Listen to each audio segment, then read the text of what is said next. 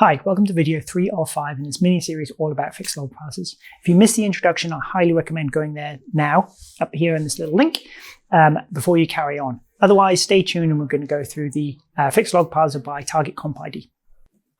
Okay, so next up we've got fixparser.targetcompid.com. Now this is a little bit more modern looking fixed parser. Again, it's entirely online, completely free for anybody to use. It does parse traffic exclusively in the browser. Nothing's actually leaking over the internet here as well. If I paste in exactly the same log file that we had in the previous one, let's see how this works. It's a little bit smaller text size. It's quite difficult to work out where you need to click, but you need to click this process button over here on the left-hand side. Now, what's kind of neat about this is it actually shows you the messages down here. And as I click on each one of these things on the left-hand side, so it decodes it on the right-hand side. So it helps you to identify where you are in this particular log file, as well as showing you the detail of those particular messages.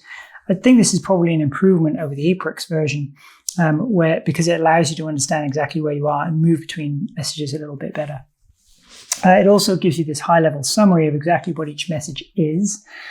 So you can see you have the message type here, the sender and the target in here as well.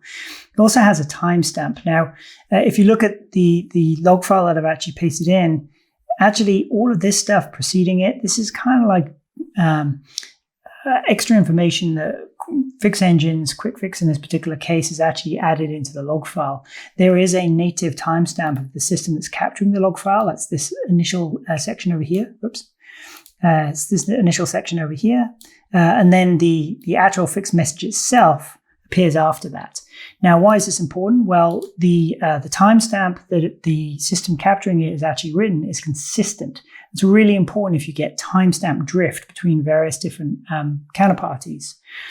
So the reason why I put these into these log files is to see which ones of the log parsers is actually going to pick up this as an independent timestamp and which ones are actually going to go for the timestamp as it appears inside of the message.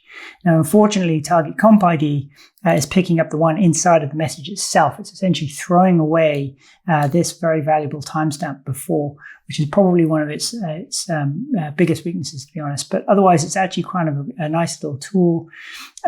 It's very handy little things in terms of filtering out the heartbeats, which is very handy. And similarly, it highlights all of the various different fields in here, but they also allow you to hide some of the common fields so you have a more terse view.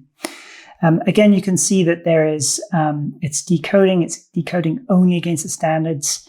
Again, we saw that in the Aprix version. It's very, very common whenever you find anything online, it's always going to go against the standards, which isn't particularly great if you've got custom fields or custom enumerations, but it is quite good overall.